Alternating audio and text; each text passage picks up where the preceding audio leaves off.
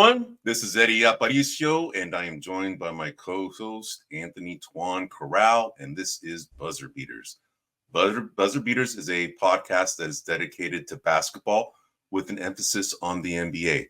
You can find Buzzer Beaters at grumblingsmedia.com. You can also find us on Rumble, YouTube, under the profile Grumblings Media, as well as your traditional podcast outlets such as Spotify, Google, Apple, and Pandora.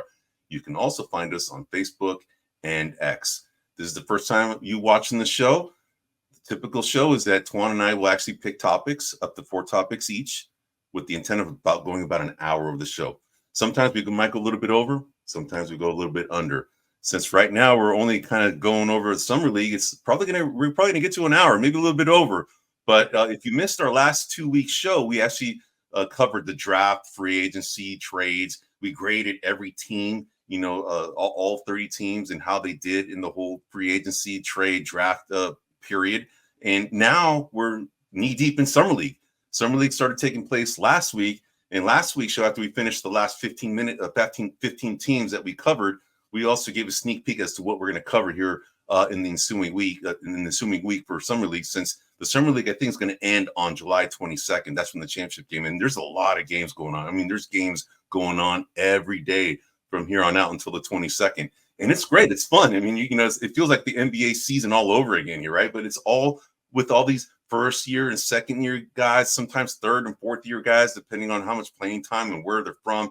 But we're here knee deep into it. So that's the intent. We're going to go ahead and cover the summer league. So what we're going to do is, Tuan and I kind of look at it from a different perspective. I tackled it from a more of a numbers perspective because I play fantasy basketball mainly on FanDuel. I'm a very avid player on FanDuel, so I kind of know value based on stats, right?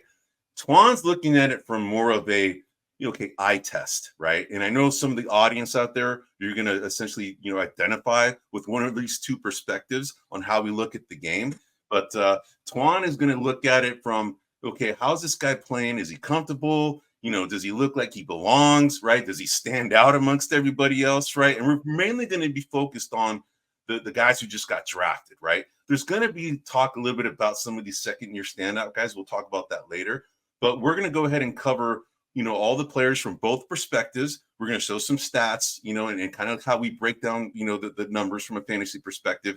And then once we do all this at the very end, Tuan and I are going to do a draft. All right. We're going to go ahead and do a draft. We're each going to draft 5 players, and then we're going to tally up the stats at the end of this whole fantasy, at the end of summer league. And then we're going to figure out who wins. And the winner, is going to probably pay for a nice, dinner here, man, right? All right, or a lunch, whatever. We already do that anyway, but it's gonna be a nice one, man. Not like these burgers things that we've been doing. So hey, looks like we got a comment already here. So it says, "Oh, this is my cousin Lewis. Hey, loving the show. What are your thoughts on the Olympic team?" All right, Lewis. Hey, thanks for the thanks. This is my my elder statesman of my family here on the guy side, because I have 22 cousins, bro. And there's mostly women. You better not mess up. There's mostly women, right? So he's the elder statesman of all my cousins here. But as far as the Olympic team, man, I got to tell you, we'll jump into the Olympic team to answer Lewis's question, and then we'll go into the summer league stuff. So, the Olympic team looks they look stacked, man. It's interesting what they did with, essentially moving Kawhi Leonard off the team. I thought that was really interesting. It kind of made it look like it was the team decision of the Clippers, but then you're finding out later that's not necessarily the case. It sounds like Grant Hill made this decision that they need to go a different direction. I don't know if it's because of the way he was playing, maybe looking disinterested. And Kawhi Leonard does have that way about him. He does come across like he's not interested sometimes, right? Yeah. But he's a hell of a player when he's engaged, right? But I think the team is stacked. I mean, we were kind of there's a lot of speculation as to who's going to be starting, right? Who is going to be starting? And he's been switching it up based on right now in the exhibitions they played against Australia, and they played against, who was the other team? It wasn't France. Anyway, they played 2 games. Or was it? I believe it was Canada. Oh yeah, it was Canada. Shea Gilgeous-Alexander. That's right. And they played Australia. Yeah, those 2 teams are supposed to be medal, contenders, right? So the Olympic team looked, good. I mean, as good as they can be after a game or two, right? As we get further along, the team's going to look more dominant because they are dominant. I mean, this team is stacked, right? Correct. So And I think it's ideal given the talent they have. Each player is playing about 10 to 15 minutes, which is perfect because it is an older team, right? A lot of the players are on the older, and if you're giving them 10 or 15 minutes, they're going to push it. They're stacked, and they should be. It should be. I don't want to say easy, but it should be. It should be. It should be a challenge they can meet. And obviously, there's some talented teams out there, and I think like even the draft this year, there's a lot of French players that are coming out, and I think that this going forward, the Olympics are going to get more interesting, in the future because I think these international players are going to start giving the U.S. a run for their money more and more every time we run into a Summer Olympics. And you're seeing it more and more as we move forward, right? I mean, a lot of the NBA is infiltrated with a bunch of European players, right? I mean, you're arguably the three best players in the NBA are all European, right? You got Luka Doncic, you have Nikola Jokic, you have Giannis Antetokounmpo, all three of those guys, and then you got this up and coming like freak of a player in Victor Wembanyama, right? So it's going to be interesting to see how the NBA handles the passing of the torch potentially to an international player, which we've covered in a previous podcast. But hey, Lewis, thanks for listening. Appreciate your question. And for those of you listening, we definitely welcome your commentary, your questions. That's why we're live now, right? We're live from here on out because we want to hear from you, right? So anyway, so as we were dovetailing before we got into the question that Lewis posed, we were going to dovetail into kind of like the summer league and how we're going to be looking at it. So I am the stat head, right? I'm an engineer background. I have my geek streak every now and then, and definitely when it comes to stats, numbers, this and that, it definitely came about here. So from here on out, I'm going to be kind of assessing things from that standpoint, and then Twan here is going to be looking at just from the eye test standpoint, and that's going to essentially cover the perspective for most of our audience. A lot of our audience can kind of identify with the way I look at things, and a lot of audience is going to be identifying with the way Twan looks at things. So with that in mind, we're going to go through some of the top performers, some of the guys that we thought maybe didn't do as well from a stat perspective. You're also going to do it from like an eye test perspective, Twan. Right. And at the very end, like I said, we're going to go ahead and do a draft, for the remaining games for the next 10 days. We're going to draft 5 players each. Twan's going to get the number 1 pick because he did beat me in a bet, earlier in the year on the playoff bracket pool. We did the playoff brackets, and Twan beat me on those points, right? We both picked Boston, but you had Dallas going, and I had the Warriors. Crazy. Anyway, I'm a homer. But anyway, so let's go ahead and get into it, man. So what did you see, Twan, as far as the games that you were watching? What stood out to you, man? Well, a couple of things that stood out to me is, there was a handful of players. I'm going to say about 5 or 6 players that really stood out that I thought felt comfortable, that they were kind of in their flow, doing their thing. Now, the majority of the players that I noticed, they had an inherent advantage, which was the majority were ball handlers.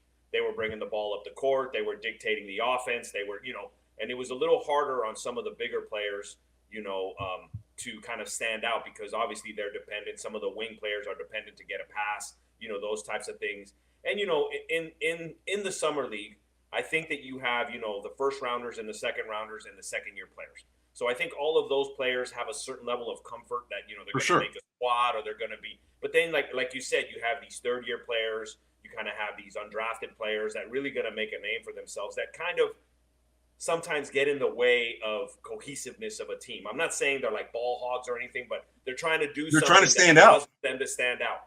Correct. They're trying to stand out. So I think that impacted some of the players. But I would say, like I said, it was about 5 or 6 players that really stood out. Then there was the bulk that I would call them. They were kind of in this haze, like, they were doing okay, but they weren't really like very comfortable. They weren't really doing really bad. And then you have some players that I was just calling invisible. Like you go 5, 6, 7, 10-minute stretches, and I'm like, is that dude still on the court? Right. Like, I can't right. even. Yeah, like, where is that guy? He's not doing anything on defense. He's not doing anything on offense. So there was a handful of guys like that. And there was a couple that were actually surprising that were kind of high in the draft that the games that I saw looked a little invisible. So, so we'll touch on that. And again, I will preface kind of all of my eye test feedback. I will preface it by calling out the game that I watched. So for those of you may have watched a different game. That player may have kind of had an off night and then they had a better night, you know, those types of things. So I'm going to speak on the games that I did watch. So what do we got a question here? What's going on? We got a question here, man, from Back to the Stone Age. Hey, Back to the Stone Age. Thanks for coming back and posing a question. It says, yo, Cisco kids. By the way, I've been trying to see if we can get that Cisco kid beat in the beginning of the show, but there's licensing issues. But that's the reason I wanted to go ahead and use that Cisco kid from Ware, right? Ware don't want to let it go. Ware don't want to let it go. We'll find a way. We want to change that beginning with the hoop and, you know, the Cisco kid, you know, dum, dum, dum, dum, boom, boom, boom, boom, right? So, but anyway. I digress. Anyway, so it says, yo, Cisco kids, Phil X here, the most masculine of luchadores. All right. Yes. Do you think the NBA is going to field European franchises within the next 3 to 5 years? Man, that's a good question, man. You know, it seems like that's probably the path. You know, I know that David Stern, you know, when he was the commissioner, he definitely had the vision of making this an international game, and it's definitely happened with the influx of European, you know, people from China, you know, people from freaking, you know, Greece, you know, all over the world, Australia, they're all coming to play in the NBA. But this screams that, you know, the NBA might expand, right, to Europe, and I see it as a potential possibility. I mean, that would be huge for the association for sure. They want to expand, and I think Europe makes sense. So. I think, back to the Stone Age, I think that's a definite possibility. I don't know if it's going to be for the next 3 to 5 years. I think it's probably going to be a little longer than that, but I see it coming in the horizon for sure. Yeah, and I do think, based on the East Coast time zone, I think London, something in that vein would probably be a starting point somewhere in that range. But yeah, that I agree. I think it's coming. 3 or 5 years might be a little aggressive. If I had to guess, I'm guessing somewhere between 7 and 10 years. That's what I would think too. But yeah, I think it's coming. I mean, there's too much international talent coming. You know, I think it's coming. Right on, man. All right, so before we got right before that question, we were kind of going to start dovetailing into some of the guys that you thought stood out, man. So correct. So from a perspective of the guys who got drafted, or maybe let's just open it up. Who stood out to you in general, right? Just sure. So the first and obvious one is Reed Sheppard. Right. You know, I was watching his game. You know, I'm not so back in the day, you had players that play vertical. And what I mean by that is they move kind of like Chris Paul plays vertical. He's never hunched over. He's always kind of in a neutral position to move in any direction. And Reed Sheppard plays that way. He actually reminds me of kind of his style reminds me. And again, this is just style, not who. John Stockton, Mark Price, that type of mold. He's very much in control. He can be in the thick of the lane, and he is looking for options and where to pass. He's bigger than me, but he's not a big guy in the sense of the NBA. He's a smaller guy, but he's always in control. And so I thought he was probably the most impressive player that kind of I went over the list that you and I talked about. So he was pretty impressive. I agree, man. You know what's interesting is that, you know, when we were covering, you know, the draft and we looked at the Houston Rockets and who they had available, and when he was first drafted, I was like, oh man, I don't know about that pick, man. You know, but he's definitely proved me wrong because he looks really good. I thought, you know, we were talking. I thought Rob Dillingham would have been the guy that they should have selected, and they're both kind of smaller stature guys. But I thought there was a lot more upside in Rob Dillingham versus Reed Sheppard. Reed Sheppard looks like he belongs, man, already, man. He does. The game just comes easy to him, it seems like. You know, the game is slowed down. A lot of these guys who are rookies, you know, they're kind of playing too fast, right? They kind of are trying to force the issue, not let the game come to them, right? Correct. And Reed Sheppard seems to be one of these high basketball IQ type of personalities. And hey, got to give it to Houston. They may have picked the right guy, but time will tell. We will find out, right? So correct. And one of the things that I was watching in particular with the Rockets is the relationship he was having with Cam Whitmore, right? Because Cam Whitmore's a second-year player. He's kind of an up-and-coming guy, and you know he would throw him open. They had a little bit. It wasn't a lot, but they had moments, you know, where they seemed to be on the same page. Things were working out. So you know, I find that even more impressive because now he's doing something with a second-year player, someone who has NBA experience. You know, those types of things. What do we got here? Oh, you're no, this is me, man. So I just went ahead and just wanted to go ahead and put up, you know, from a stats perspective, right? You pointed out somebody who stood out from an eye test perspective, and I ranked all the top 17 best performers that I've seen from a stat perspective. So it correlates very well with the eye test. I'm saying from all the stats collected, Reed Shepherd is the one who had the best performance out of all of the guys. And what just for the audience, what you're seeing here is that Reed Shepherd, number one, that's telling you that's the number one guy according to my stat accumulation standpoint, right? You're seeing 60%. That is his shooting percentage in that game, where you got 55.7 points. These are fantasy points, right? This is how I got the points. 22 points, 7 assists, each assist is 1.5 points. Then you got 6 rebounds. Each rebound is 1.2 points, 5 steals, 1 block. Right there is 18 points. 6 times 3 is 18 points. And then you add all that up, it's 55.7. Divide that by 32 minutes, you get 1.74. That is an unbelievable freaking percentage or ratio. It's unbelievable. You don't see that. If you get 1 point per minute, that's really good. This guy was at 1.74. But what's interesting, he was not the best in the entire summer league so far, but he's the best as far as rookie class goes. So, gotcha. Okay. Yep. Okay. So we'll get into that. So, all right. So let me ask you. I want your perspective. I want to hear what you thought. Yeah, I can go down the list on who stood out to me. Yeah. And okay, so the next guy that stood out to me, and actually, even though Reed Shepherd was better, this guy really stood out to me, which was Jaylon Thompson from the Cleveland Cavaliers. Jaylon Tyson. Jaylon Tyson. Sorry, Jaylon Tyson. Sorry, Jaylon Tyson. Jaylon Tyson. Yep. He really stood out. So he's about a 6'7" guy, yep. but he plays very much like a small guy. He's not lanky. He's compact. His movements are tight. He was, he had a very smooth stroke. He was one of the few guys that I put on my list that impressed me that wasn't the point guard, wasn't the distributor. But, right. He had a really smooth stroke. He understood the defensive lanes. He kept kind of plugging the lanes and either, shooting the ball away or outright stealing it. He had really good footwork on defense. I really liked his defensive positioning. And, being 6'7", he could guard kind of both bigs and smalls. And then he was very aggressive in rebounding and traffic. I really, really was impressed. And again, the game that I watched was the Cavaliers playing the Bucks in the Summer League game. But I was really impressed with this guy.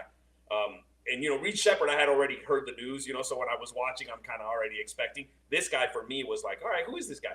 This Jaylon Tyson. I really liked him. I really thought, the Cavaliers may have gotten something here.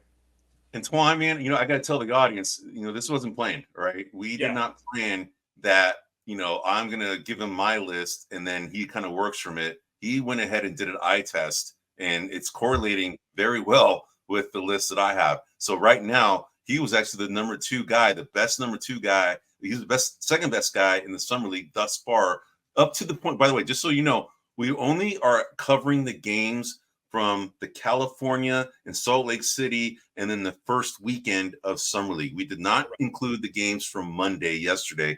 We're going to include that as part of our draft, right, from here until the end.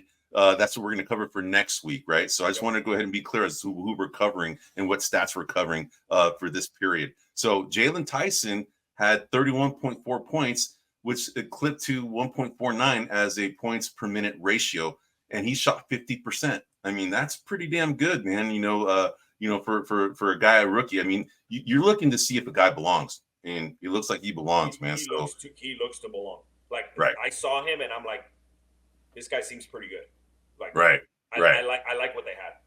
Cool, man. All right, so let's keep going, man. Other guys, let me ask you, how many guys roughly do you have that you want? So I have about 4 guys that I think that were kind of the standouts, and then I had some notes on some guys that I feel were probably a little kind of under. Okay. The radar, under the radar kind of guys. A little bit, but I'll bring them up. So the next guy is Terrence Shannon from the T-Wolves. Oh yeah. Very electric, very aggressive, plays downhill. He's a little grabby. On defense, he likes to hold a little bit, and he kind of does that, but very electric, very offensive-minded player. Needs to work a little on his defense, but I liked him. I liked kind of his demeanor, the way he was playing. He really stood out. He reminded me a lot of like, how would I say, like maybe like a heavy-handed offensive player that doesn't play a lot of defense, but like was just hammering home. He was just I really liked him. So he was the third guy that I noticed was Terrence Shannon. Interesting. So from a stat perspective, he's number 6 on my list, right? So he accumulated 40.8 points. You can see how the stats that accumulated those points, and he did that in 27 minutes, shot it at 54.5%. That's pretty impressive. But you can see where he got most of his points. He got a lot of his points through the blocks and steals. I mean, right there, that's 15 points right there. So, 19 points is where he got most of his points because, just scoring. But you can see as they accumulate defensive stats, if you look at guys who play defense, the two-way players, they're the ones that are the most value in any fantasy sport. But with him, I would say at least right now, his defense comes from over-aggression. He's very aggressive as opposed to I'm not saying he doesn't have a basketball IQ, but as opposed to a defensive that's more IQ, like picking it out, and he's just very aggressive. Right. Yeah. Okay. Yeah. All right. So so you picked the number 1 guy, the number 2 guy, the number 6 guy so far as from a stats perspective. Okay. Give me some other guys that stood out to you, man. This one guy I really liked, a lot, and that was Ron Holland from the Pistons. Ron Holland. Yes, right. I watched him against the Sixers game. He is when I was watching him, Eddie, I got flashback of 5 or 6 different players. He had a little pogo shot like Antoine Jamison. He moves kind of like Rod Strickland. He's kind of built. He's got a longer upper body than his lower, so he kind of moves like Rod. Rod Strickland was kind of that way too. He's very shifty, and he's very his shots come at a lot of different angles. He's very quick with his hands. He's just I like that dude. I was man, this guy's money. I think the more games we play in the summer league, this guy's gonna shoot up. Obviously we talked about who the number 1 guy was, Reed Shepherd, in terms of Reed Shepherd. Yep. Yeah, but this guy Ron Holland was really, really impressive. I would say that I like this dude a lot. Is it safe to say that he's gonna be a guy that you're gonna draft, right? He is a guy that I will draft. You're gonna be eyeing him if he's available. I don't know if I pick him first, but yes. Yeah. But I already know who you got me at a disadvantage here because I'm giving you all my. No, that's all right because I have my approach. I have my list, man. My list. It's going to be kind of a battle of which approach works, right? But anyway, Correct. So Ron Holland, according to my list, he was the 9th best guy, and there's 17 guys on my list, so he's kind of middle of the road as far as stats accumulated standpoint. So he accumulated 33.2 points over 24 minutes. That gives you a 1.38 points per minute clip, and shot the ball at 33.3%. But you can see he accumulates some stats on the defensive end.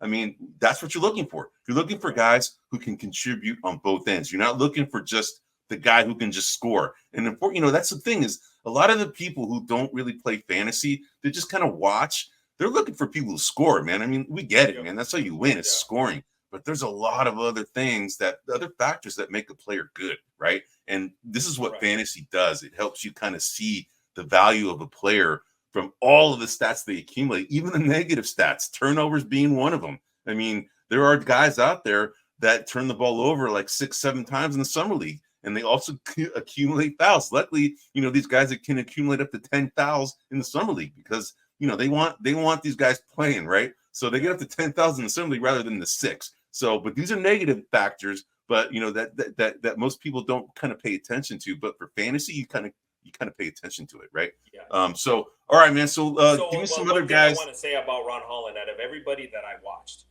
Ron Holland was the clear-cut favorite in a way that he can score many different ways. If you leave him alone at the 3, he's got a nice little shot. If you kind of give him the mid-range, he's got that little pogo kind of looking thing. It's just kind of a funky little thing.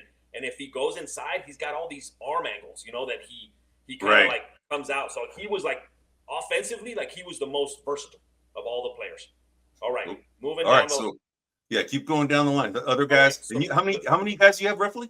You don't have 17 guys, right? You don't.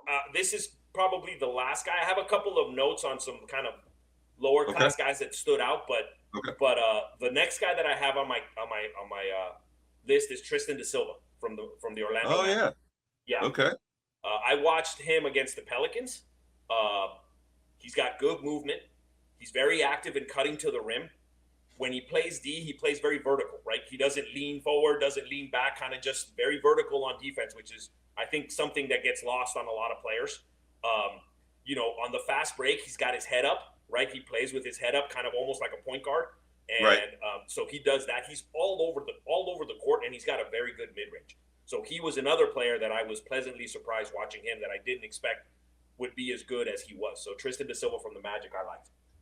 And the thing is, when the Magic drafted him, I was, I know they had other needs than a guy like this, and I kind of didn't understand why they picked him, right? I mean, maybe they're just going by best available because, they have guys that are already similar to him right now. They have Franz Wagner, and they also have Paolo Banchero, right?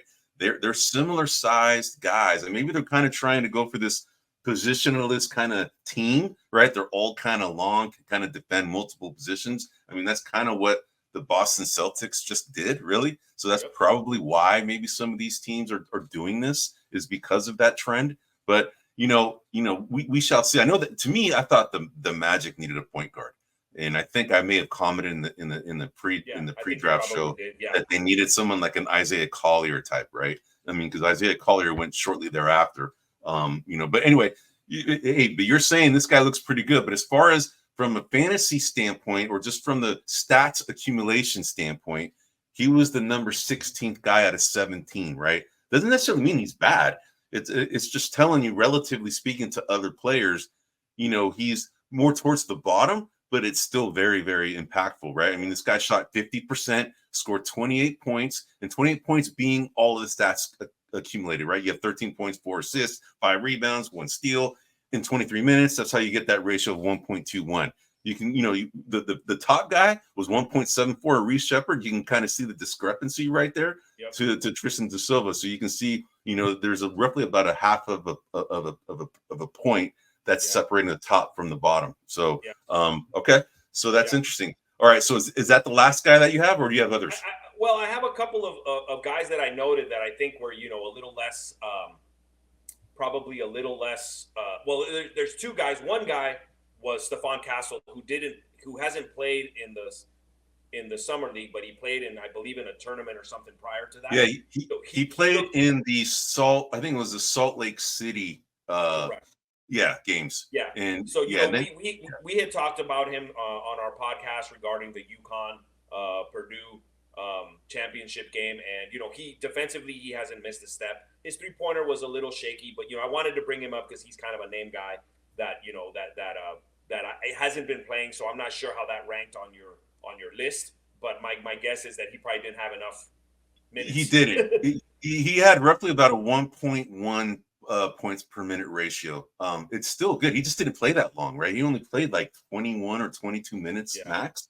Yeah. But to me, he stood out from the games I watched from the eye test just because he looked like he belonged, and he reminded me a lot of kind of like the Kawhi Leonard type, the same size, kind of the same versatility, the same defensive prowess kind of to him. He's kind of a longer guy.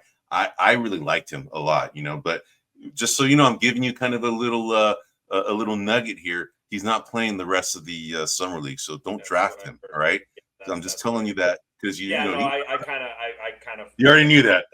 Yeah. So a couple of other notes. Craig Porter Jr. from the Cavs. Oh yeah. Very active on defense and offense. I noted him. I mean, I wouldn't say necessarily that I'm ranking these guys better than the guys I just talked about, but he's someone that stood out. I wasn't looking to notice him, and I noticed him. So I like Craig Porter from the Cavs. And then there was two others. Scotty Pippen Jr. from he's been playing very well. From the Memphis Grizzlies. Playing very well. Is running the offense. I think he's doing really good. Obviously he might be a backup to John Morant. That might be the spot that he's looking to fulfill on that squad. But I thought he did very good. He stood out to me. I watched a couple of different Wolves games because I was watching kind of the opponent as well. Right. And so he stood out pretty much in every game. I wouldn't say he was a particularly good shooter, but he ran the court well. He ran the team well. He was aggressive both on offense and defense. He was very noticeable. He's very good defensively. Takes after his dad, right? Yep. Not as big, though. Nowhere near as big. Not as big. Dad, but he takes after his dad, for sure. Yeah, There, for sure. Yeah, exactly. That's what Scotty Pippen was known for, his defense, right? He Yep. was the Batman or he was the Robin to the Yeah, probably Batman of Michael the Jordan. great, the greatest Robin in history of Robins, Greatest maybe. But Robin, yeah, exactly. yeah, yeah. And the other guy that I noticed was from the Denver Nuggets, Julian Strawther. Oh yeah, the Gonzaga Yes, kid, Gonzaga. yes, Yep, yes. Liked him very much as well. Very active on he's a D, good shooter, and man. yep. But he was very active on D as well. Okay. Offensively, he was good, but he was just moving his feet, staying in front of his player, doing pretty good about that. So I really liked him. He stood out to me. And then a big ticket item guy was Dillingham. I watched a couple of games with Dillingham. He was very impressive. Did Very you? quick, Yep. quick stroke, very good passer. All of the above. He's going to be a problem, Eddie. He is going to be a problem. Yeah. He's going to be a big problem. And I don't know if you saw the announcers talking about him. Jamal Crawford was talking about him, and yep. he thought he looked a lot like himself. Like Jamal Crawford was like, man, that's eerie. This guy kind of moves, like me. He kind of can get to the spot wherever he wants. He can shoot the ball, and he was kind of telling him that he had been giving Dillingham tips, that because he's more of a scoring type. And he says to be successful in the NBA, you got to get others involved. You got to make others, you got to bring value to your team by making others better. And that's the role of a point guard. We know he's saying this is what he's telling, Rob Dillingham. This is Jamal Crawford telling him, we know that you can score, man. You can get to anywhere you want. But to enhance your career in the NBA, you're going to have to learn how to facilitate, man, and play D. And I think he must have listened, because the game that I watched, he had a couple of good passes. He was distributing a little more. Like, there was times where I'm like, dude, just take it. You got it. And he was kind of passing it out, like, I'm like, okay, I see what you're trying to do here. You're trying to be a team guy. But he's pretty, at least at this level in the summer league, he was pretty unstoppable. If he wanted to get to the hoop, he was going to get to the hoop. Yep. And audience, we're covering the guys that we thought stood out. But if there are guys out there that you want to get our perspective on, please feel free to put it in the comment. Ask us, what we thought about maybe a guy that you follow on your local team. We're more than happy to share you our perspective on that. We may not have watched the entire game that guy was playing, but I definitely have the stats of that guy. So definitely feel free to go ahead and post any comments or questions that you may have. This is why we're doing this live, so we can get your input, man. So, all right, man. So, anybody else that stands out on your end? In terms of big guys, he hasn't played in a little bit. He's been absent, but Zach Edey, in the Salt Lake City tournament, stood out. I thought he looked very, he was up against what's the big Kessler from Utah. Walker Kessler. He did in the Salt Lake City. So you could tell, Kessler would give him a problem here or there, but he was very persistent in attacking the hole, very persistent in kind of doing his game. So I thought, for me, I kind of looked at all the big men, and for me, for kind of all the big, the 7-footers and above, he stood out as the best one. I still think he's got some things he's got to work on. I still think that there's some things, but of all the big men that I watched, he stood out. And he looks a lot thinner, man. Did you see how svelte he looks now? Yes. He looks like he's definitely worked on his body big time, and that tells me that he's taking it seriously, man. And that's great to see, man, because he probably took to heart all the commentary that was out there about him. They were projecting him. This guy is a 2-time Naismith Player of the Year. It's only happened 2 other times, really, right? Yep. And then he's kind of being projected to be kind of the low, first round pick. That probably ate him up. And I'm sure the fact that he reacted to it in the way that he did, and he's actually, formed his body to be more kind of NBA ready, kind of to be able to potentially guard at the perimeter. He's not there yet, but at least he's not as slow as he used to be. So that shows me that he's trying to make progress in that direction, which is great to see, man. Yeah. So, yeah. All right, man. I would say that wraps up about the guys that kind of stood out to me. Like the level above, right? All right. I don't want to talk about some of the in between levels, but you can let me know what direction you want to go now. So I'll tell you what I'm going to do is briefly talk about all the rest of the guys that I have on my top performers list. Right. Okay. So we already talked about the number 1 and number 2 guy. The number 3 guy that you didn't talk about, I don't know if you saw this guy, but we talked about him in previous games. Kel'el Ware of the Miami Heat. This guy was number 3 on the list. He's the 15th drafted guy.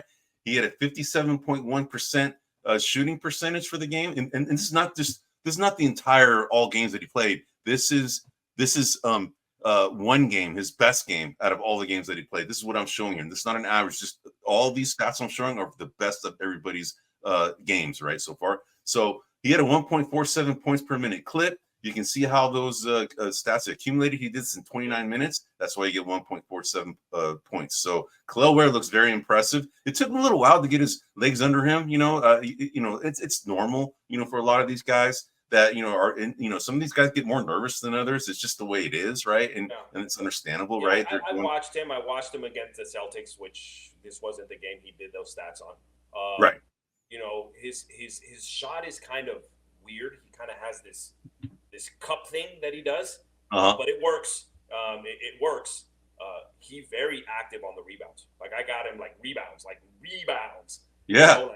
This game he had 11 rebounds. Yeah. He chases the ball down, and the one thing that I noticed early on is, he sort of gives the perspective that he's a leaper, but I can really see him trying to stay on the ground, not just jumping at all the pump fakes and things like that, which I really liked. He kind of stayed grounded on again, at least in the Celtics game, he seemed to stay more grounded and not trying to swat everything in the air. Even though he's got, a block, he seemed to be very controlled in that sense, which I liked.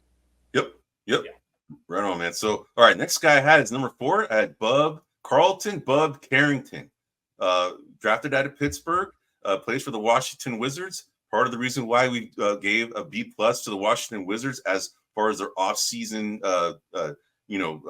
free agency draft grade that we gave him. So he shot a 50% clip and he got 44.8 points in 31 minutes, gives him 1.44, fourth best out of all the players that we covered here.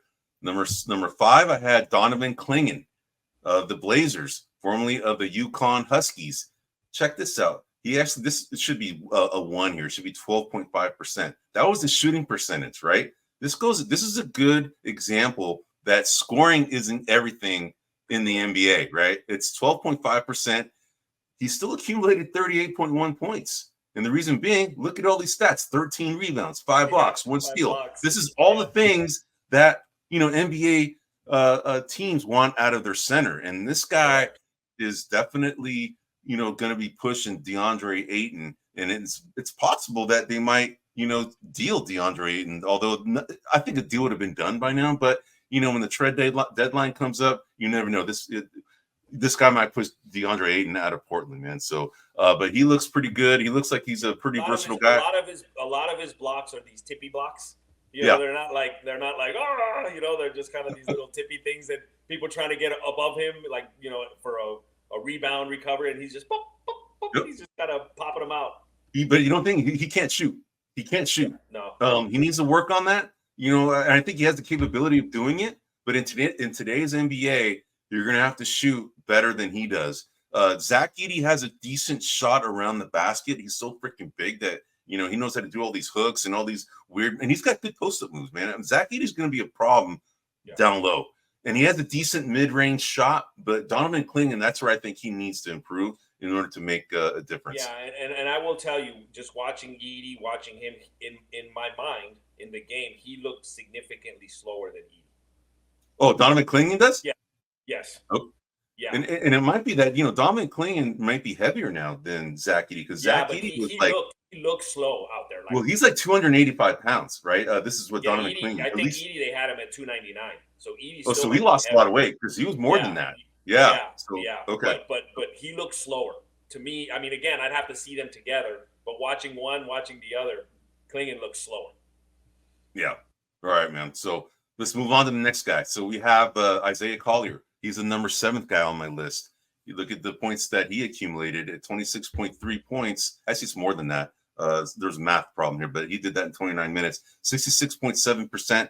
I probably used the wrong stat. Those stats right here definitely are more than 26 points. I just didn't do the math right. It's more like, let's see, that's 9, that's 7, that's 16, that's 30, that's 39 points, right there. So that's the reason why it's 1.38. So that's the wrong math there. But anyway, this guy looks like a steal, man. This guy looks good. I mean, this is exactly the type of player the Jazz need, for sure. They need they have not necessarily a really true point guard, and this guy is a point guard. They have Keontae George as their point guard. They have Jordan Clarkson as another guy, but we don't, Jordan Clarkson is the black hole, man. We know that, once he gets the ball, nobody's getting it again, man. So he's not the point guard type. He's a scoring type. So Isaiah Collier, though, this kid is a big dude. He's like 215 pounds, man. He's a big point guard. Yeah, he's a big kid, and this guy looks good. He's going to be a player, man, in my opinion. I will tell you, though, I watched the Kings game, and there was a couple of times he got a little emotion. He threw a pass. The player couldn't get it. He was kind of – and he got mad? Oh, he's trying to show up his player? To his own player, and I'm like, dude, you're in summer league. You're a rookie. Like, it's already – you don't want to – Yeah, I kind of noted that already, like maybe it was just – maybe I misunderstood it, so I'm not going to make a big deal out of it. But I did note it to go, he plays a little emotional. And that's not bad. I mean, it's actually better to have emotion than not, but you definitely want to be able to control that. You don't want another Draymond Green out there, right? We all know what happens when you can't control your emotion, right? Correct. But I don't see that. And I don't mind emotion when it's against the opponent. I do mind emotion when it's on your own team. And that particular instance was against his own squad, which is why it stood out to me, right? I see a lot of emotion against the opponent. That's okay. But when it's your own team, I'm kind of like, that was interesting. We'll see if anything comes of that. But he looks like a good player, man. At the 29th draft pick, this guy looks like a player. He slipped, man. He should have been drafted a lot higher, man. Yeah. All right, next guy on my list. This guy, number 8 on the list. He was the 41st pick. He's the only. There's only there's 3 players on my list that are second-round picks, right? And this guy's number 8. The 41st draft pick out of UCLA, Adem Bona. Look at his shooting percentage. This is a true center right here, man. 100%. Looks like Bill Walton's, best game in the NCAA tournament. That's kind of close to what he had right there, right? Yeah. What's funny is I watched him play the Blazers, and he was up against Klingon, and boy, he looked little. And yeah. Klingon's a big dude, man. Yeah, but what's interesting was, when he was trying to score over Klingon, he couldn't, right? But when they were rebounding, Klingon couldn't move him off the blocks. Yeah, he's lower center of gravity, right? Yeah, but he's strong. I mean, he's well built, and so like from a rebounding perspective, he was solid. He can hold his position. And this guy, he had 5 blocks in every game that he played. Yeah, that's impressive, man. Yeah. For a center. I mean, that's how from fantasy perspective, that's how you accumulate the points right there, man. Yeah, that's 15 points right there just on block. But I didn't know, he as opposed to I forgot who it was. He does like to leave his feet. He's jumping up, right? And so that doesn't hurt you as much in the summer league, but that will hurt you in the NBA because those players will make you learn it and then figure it out. Yeah, he'll need. But what I'm saying is that he's getting a lot of blocks because he's a jumper, and that they're gonna at some point he's gonna start questioning that because they're gonna get him off his feet and just get 2 free throws. Yep. All right, man. So you had Ron Holland already. You already mentioned him. I'm jumping to the next guy, and that was AJ Mitchell. Yes. Out of not UCLA, UC Santa Barbara. Oh no, wait, no. Is he? Yeah, I think he was. I think he might be UC Santa Barbara. I forgot. Anyway, but the Thunder picked him. And they got this guy at the 38th pick. He's the 10th best player as far as performing from the summer league thus far. 60% clip and 36.6 points in 20 minutes. That's impressive, man. Look at those stats in 20 minutes. 21 points, 1 assist, 5 rebounds. That's impressive, man. Right? So 1.31 points per minute. That's really good. So just imagine this guy getting like another 10 more minutes. It screams like big time. What's funny though is I watched him play the Raptors, Eddie, and he was invisible. Really? I didn't see him at all. Like I kept looking for him and just very little.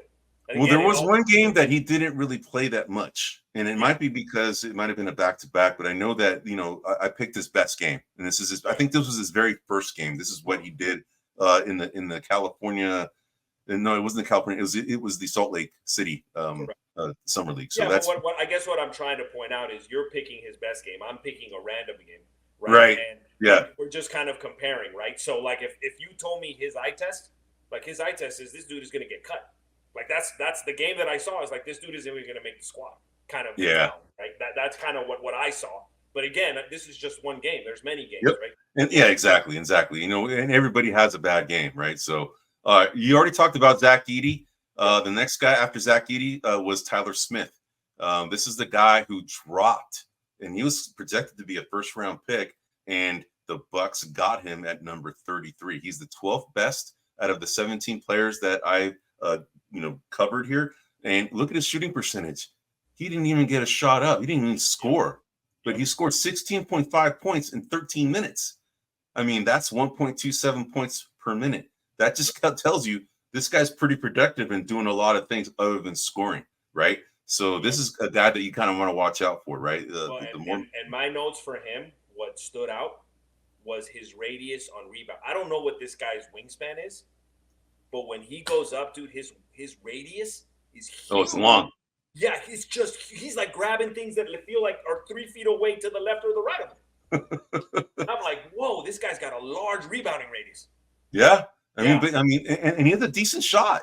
He's got a decent shot. He's got, the fact that he's got 0 points. One of the games I watched, he scored like 2 3-pointers. He had a decent shot. He's a lefty. He has a decent looking shot. So this is a guy that, you know, I project to be a decent player if he gets more minutes. Especially, he might become a rotation piece because the Bucks might need an additional rotation piece right now, right? Because they just look a little slow. And a guy with this amount of energy coming out of the G League, he could definitely provide a lot more energy that the Bucks need in order to, I think, compete. All right, so the next guy, I only have a few more players here. The next guy I have is Johnny Furphy. Johnny Furphy was the 13th best player that we, as far as the top performers out of Summer League thus far. He was the 35th pick, shot 50%, accumulated 37.9 points with all those stats that you can see right there. Gives you a 1.26 clip in 30 minutes. This kid looks good, man. I'm surprised this guy slipped too. He shouldn't have slipped that far. Yeah, he plays a lot outside the perimeter on offense. I didn't see him go much inside the 3-point line. He kind of hovers on the outside. Yep. That seems to be his sweet spot. Very quick hands on D. I wouldn't say he's quick, but kind of had a Mullen-esque type of poke, kind of deal. So I saw his hands were quick on D. But no, he's got a sweet jumper, and if you lay off of him, he's going to make it. And he's going to make it. Right now, I would project him as kind of that kind of guy, a 3-point specialist type of guy coming in, to stretch the defense type of scenario.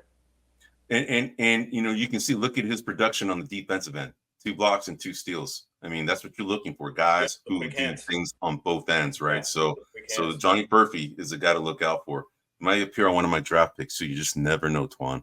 All right, so next guy is Baylor Shireman, the guy who got drafted by the Boston Celtics at number 30. It's kind of where everybody expected him to be drafted, maybe a little higher. But this kid has got game, man. He's a big kid. He can shoot. I mean, it showed in some of the games that he played. He's, like I said, the 14th guy on my list, the 30th pick, 44% shooting percentage, decent, scored 30 points in 24 minutes. And this guy just does a lot of different things. And it was brought up in, the announcer brought up the same thing I brought up, in our pre-draft coverage, that this is the only guy in NCAA history that scored 2,000 points, had, I think, 500 rebounds and 300 3-pointers or something like that. It was something crazy, but I know it's 2,000 points and 300 3-pointers. That's the first time it's ever been happened in NCAA history. This is the guy who did it, Baylor Shireman. So the rich just got richer potentially in getting a rotation piece at the 30th pick, right? Yeah, so the game that I saw, definitely a gunner. You give him the ball, he's going to shoot. He's going to shoot, and that's his role, man, right? He's a gunner. But everything else, and I watched the Heat game, everything else, if you had a little bit of a rough start. He was gunning, but everything else was a little bit rough. You mean everything else that he does on the on the court? Defense, kind of just, I guess what I mean is defensively, right? He was unnoticed defensively. Interesting. And then he's another guy that hangs out beyond the arc, right? So you give me the ball, he's going to shoot. Yeah. Right. Yeah. So he had a little bit of black hole to him, a little bit of a feel to him, a little bit, but little Clarkson. Yep. A little bit. Yeah. Yeah. Right. Yeah. All right. Well, the thing is that his college career shows that this guy does a lot of things. I mean, this game right here that I'm showing the stats, he had 6 assists, 5 rebounds, right? 13 points. Didn't do anything on the defensive end, which maybe what you're pointing out. But this guy, according to the first guy in NCAA history to accumulate the stats that I was talking about, this guy does a lot of different things. And that's what I want to point out. It was the Heat game that I watched, and and again, these guys might have a rough game. Something might be happening. They might be trying to work on something different in that particular game. There's a lot of reasons, but I'm giving you the eye test for the game that I watched. Okay, good. Yeah. All right, so there's only two more guys I'm going to cover since you already covered Tristan de Silva at the 16th. This guy's number 15 on my list. The number 2 pick, Alex Sarr of the Washington Wizards. He scored 39.4 points in 32 minutes at a 33.3% clip. To me, the best game that I saw him was the first game when he was playing against Zachary Richarche, right? Notice that Zachary Richarche hasn't yet to appear on my list, right? Yep. But Alex Sarr did, and it's primarily because of what he did on the defensive standpoint. You can see he had 4 blocks and 1 steal. That's 15 points right there out of the 39.4 points. And, he had a decent looking shot. In the first game that I watched of him, he looked like kind of a floater, in my opinion. He doesn't have a high motor. That's one thing that I noticed about him, but he's definitely got an NBA body. He's definitely, I think if he get this guy's motor running, he's got the physique, he's got the talent. This guy could be really good. The thing that I would argue with you is he's got NBA height and length. I don't know if I'd say he's got an NBA body. And he more than anyone else, I was surprised. I watched the Rockets game. Yeah. Eddie, he was pretty much invisible. Yeah, I agree. He got pushed around pretty easily by whoever he was on the blocks with. And he had some pretty good pivot moves on offense, but he plays away from pressure. He won't attack. He won't he just kind of, like there's a bubble and he just kind of goes away from it and, throws floaters. And, you're 7, like you were saying, he's got a little bit of a float game, but, you're 7 foot, and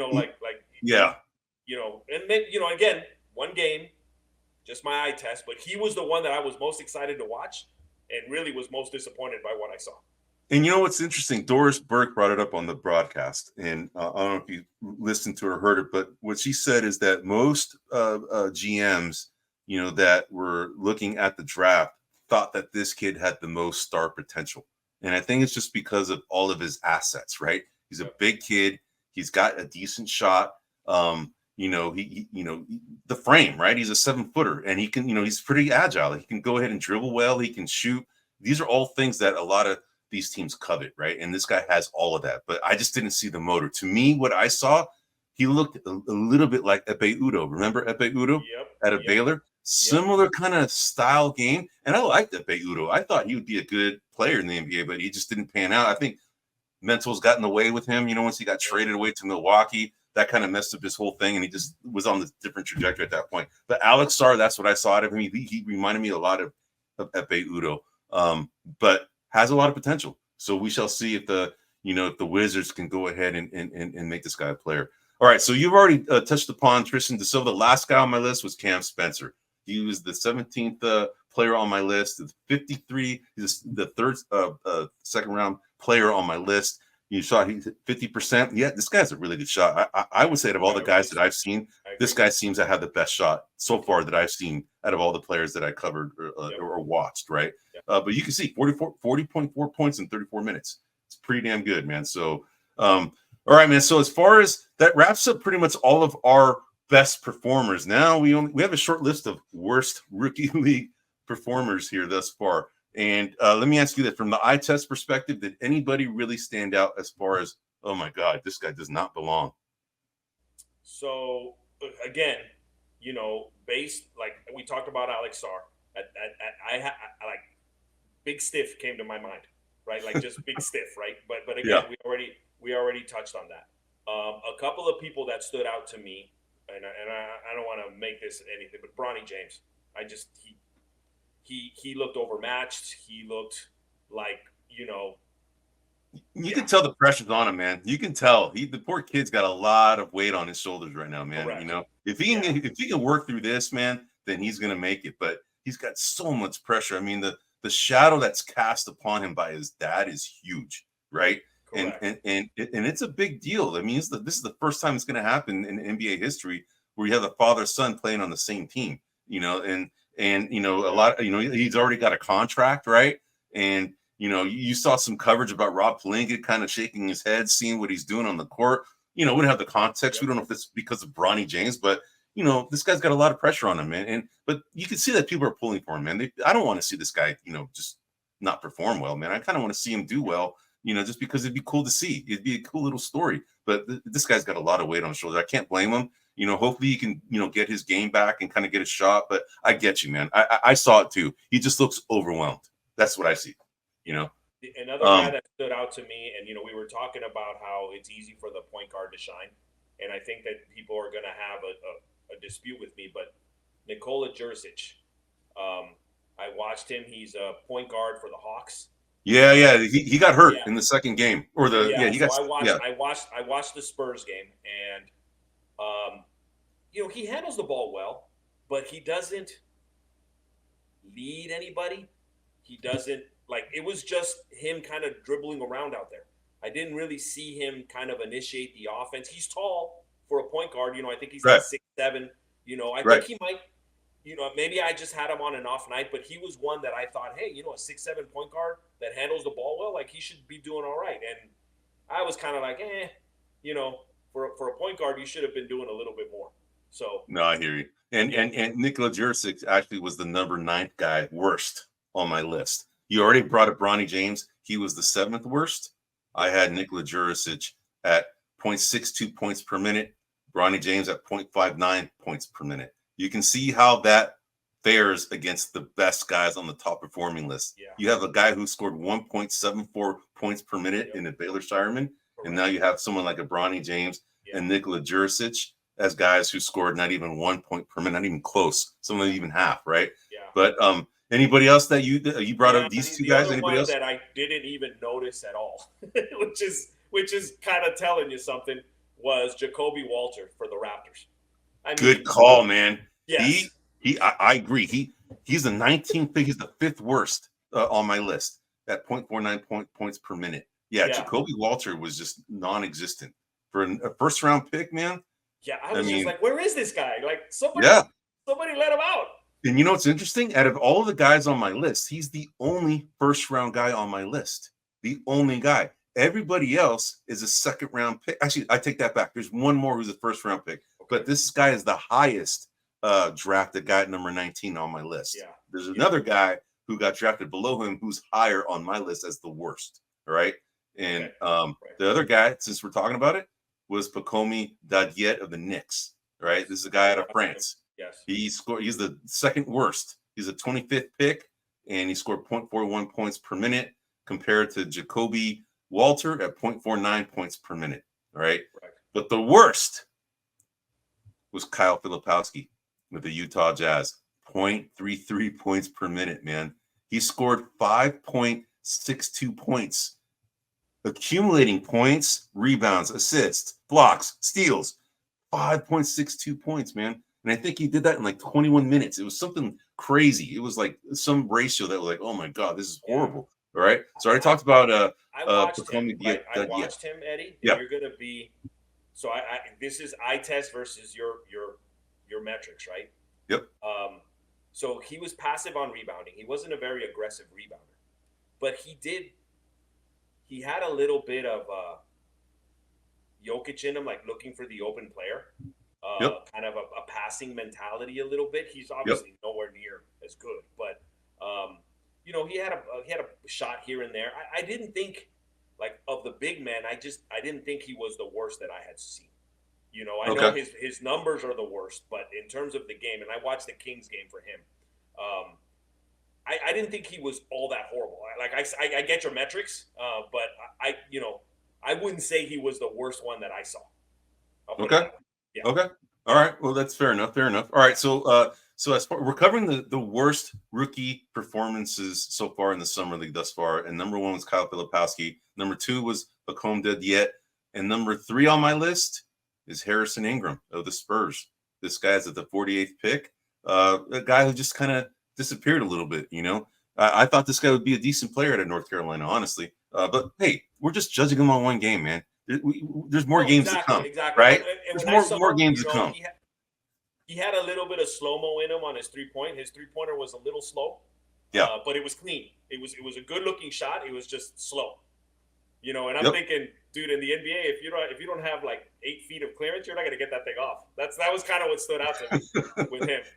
Yeah, you're right, man. Yeah. All right, so the next guy, we're right in an hour, and we're almost done, man. So we're gonna go ahead and do our little draft, and then we're pretty much gonna end the show. But anyway, so what we have here is the next guy was the fourth guy. I put number 39. He's the 39th pick, but he's the fourth guy on my list. Jaylon Wells of the Grizzlies, 0.42 points per minute. I don't know if you saw this guy play. But all these guys didn't really have a big presence on the court, right? So that's the reason why I'm putting them out there. Correct. The number 5 guy I have, you already talked about, Jacoby Waltz. Retreats on D, waits for the action to come to him, doesn't initiate any action. He was just waiting. He was waiting for something to happen, is basically what I got for him. Right. Okay, the number 6 guy, I have Cam Christie for the Clippers, 0.56. Okay, gives you an idea. The next guy on the list was Bronny James, right? 0.59. 0.56. You're kind of seeing the same kind of passive kind of player, right? Or maybe guys that just don't really are not doing much on the court yet, right? The next guy on my list after Bronny James, real quick. Yeah. This guy, Cam Christie. Yeah. I think that this guy's got the best chance to go from worst to one of the best. You think so? Yeah, he's very young, bro. He's like just turned 18. I watched the game. He looked a little nervous, but he has got a nice looking jump shot. Like, I'm talking Klay Thompson, nice-looking jump shot. Oh, man, you're calling it now, man. That's like, a bold statement. I think – and, again, I wouldn't draft him right now because I still need to be seen. Yeah. This kid, I think, has the possibility to be from worst to first type of deal. Like maybe crack the top 5. So I'm calling that out because he didn't do a lot, but he's so young, and he looked young, and he looked nervous, and he looked – those kind of things. But when he got a moment, when he forgot where he was, he looked smooth. He looked smooth. So I just wanted to call that out. All right. So we already talked about Bronny James. The next guy on my list is Tristan Newton of the UConn Huskies. Plays for the Pacers. Scored 0.59 points per minute, which is the equivalent of what Bronny James did. This guy has a big frame. He's kind of like on the same mold of the guy out of USC. That we covered earlier, Isaiah Collier.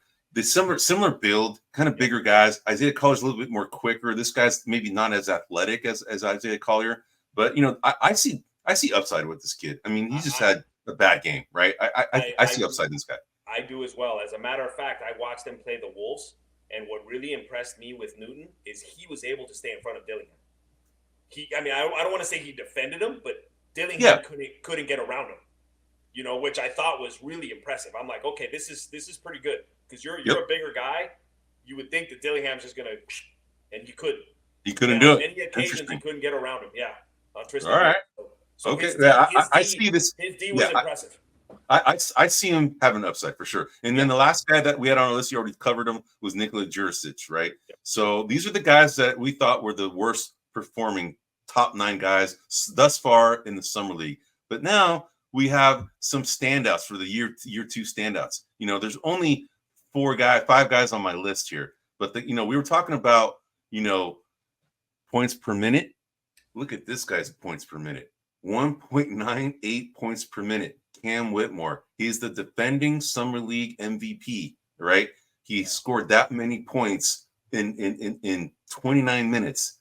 That's kind of almost Klay Thompson-esque with the 29 minutes. When Klay Thompson scored, how many points he scored? It's crazy. 63 points, I think it was, in 29 minutes. This is kind of the same mold right here, man. So Cam Whitmore was the best of the best. He plays angry, bro. He plays angry.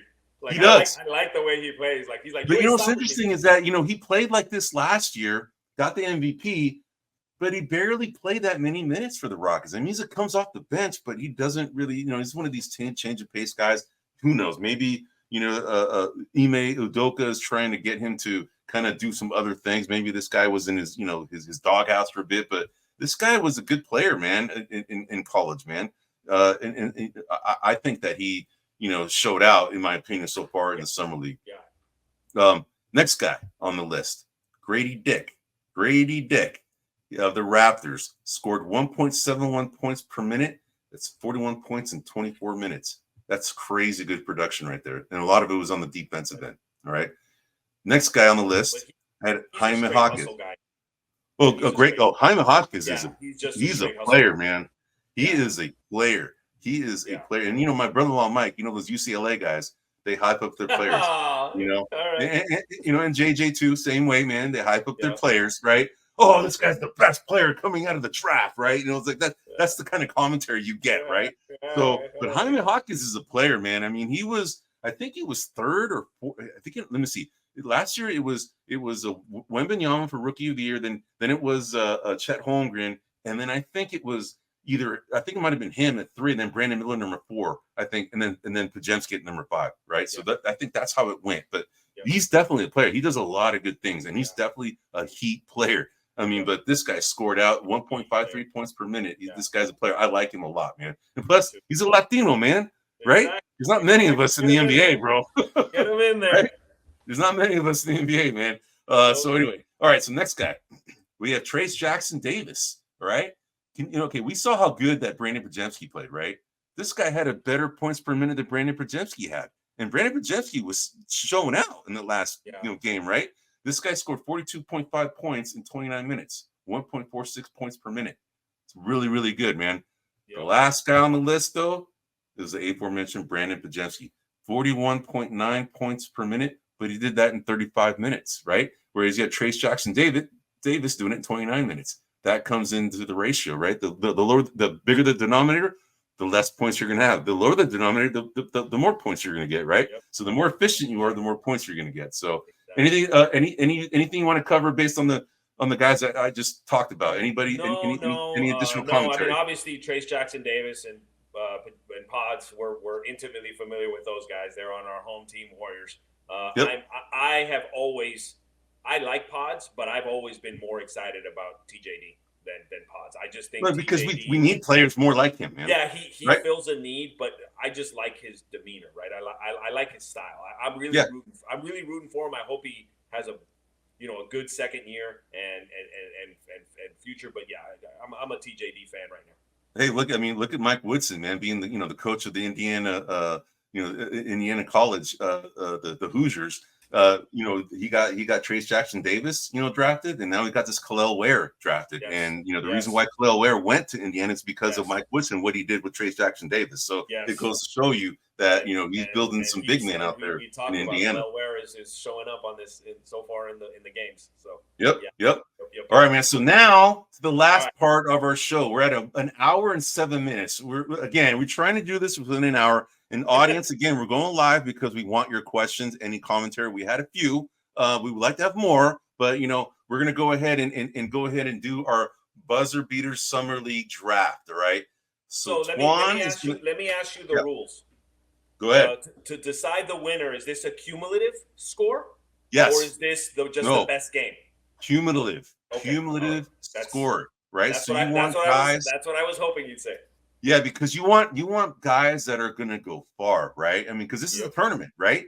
The better the team is, the farther they go, right? Okay, and but the thing is, you also got to keep in mind that some of these coaches may be sitting some of them too, right? Yeah. Because they may not play them all the time, like the Zach Edey. There's risk there, man. I mean, he gets a lot of points, but and we're only focusing, by the way, on first-year players. No second-year players, just first-year players. All right, man. So you have the number 1 pick. So you picked. You went ahead and won the playoff bracket. Yep. All right, I gotta get a pen and paper here because I'm old and I'm gonna forget what the hell. It's okay because the show is gonna record it, man. All right, so now I'm old twice. Thanks, Eddie. Yeah. But you can write down who you picked and then so you don't pick him again, man. So Yep. All right, so you got the number 1 pick. I know you're going to pick, so pick them, man. Of course. I'm going to go Reed Shepherd first. All right, so Reed Shepherd. You have to go Reed Shepherd, man. All right. So the guy I'm picking, dude, I'm picking Bub Carrington. All right, that's my guy. All right. Okay, and by the way, this is positionless, right? You don't have to do. Yeah, no, this is positionless. Any player you want, all right? Correct. So go ahead, man. Who you got next after that? Dillingham. Okay, Rob Dillingham. All right. I like that, man. Yes. I like that. All right. Yes. So I'm going to go ahead and pick after that. I'm going Terrence Shannon. Okay. All right. Then next I'm going Ron Holland. Okay, you're going Ron Holland. I'm going Jaylon Tyson. Oh, he was the one I was trying to hold off. All right. Then what are we at? 4? Is this my 4th pick? Yeah. This is number 4. Okay. I'm going to take Tristan da Silva. Okay, you're taking Tristan da Silva. Yes. I'm going to go ahead and take Adem Bona. Adem Bona. All right. Yep. And this is your last pick, man. This is my last pick. Hold on. I'm going to go with a dark horse, and I'm going to go with Julian Strawther from the Nuggets. Oh, wait. He's second player. He's a second-year player. Oh, is he a second-year player? Oh. He's a second-year player, man. Okay. Can't pick him. All right. Hold on. Let's see here. I'm looking. All right. I'm going to go Kel'el Ware. Good one, man. That was going to be my next pick. All right. So my last pick is I'm going to go with Isaiah Collier. Okay. All right. We got our 5. Got it. All right, bro. So here's what we're going to do. Yeah, it's recorded. I couldn't write them down because it's going to take time away, from the audience listening to the typing and all that. I'm not going to do that, right? The show is recording who we picked. We're going to go ahead and post these. The next week, I'm going to go ahead and post how we're doing, right? And for those of you listening, if you want to post on our recorded show in the comments section tomorrow, please feel free to do so and tell me who your picks would be. Yeah. It'd be great to kind of have you come back next week and see how you did against our team. That would be great. Again, first-year players only, and it's positionless. So pick anybody you want, but first-year players only. All right, man? All right. So, all right. Anyway, so that essentially marks the end of our show. We're going to do the same exact thing next week. We're going to go ahead and cover the Summer League players again. We're going to do the same kind of format, the best performers that we've seen over the next week, the worst performers, and then we're going to see how we're doing on our draft, right? And then we'd like for you guys who are listening to go ahead and post your players as well, and we'll go ahead and keep track of your team as well. So, all right, man. So this is Buzzer Beaters. You can find Buzzer Beaters at grumblingsmedia.com, Rumble, YouTube under the profile name Grumblings Media, as well as your traditional podcast outlets such as Spotify, Google, Apple, and Pandora. You can also find us on Facebook and X. Twan, great show, man. It was fun, man. And audience, thanks for listening and thanks for your comments. And hope to see you here next week. This is Buzzer Beaters signing off. Hey everybody, this is Big John from Grumblings Media, and I just want to say thank you for watching our content. If you want to support our efforts here at Grumblings Media, just smash the subscribe button right here, totally free, or just go ahead and consume more of our great content. Click either one of these 2 boxes.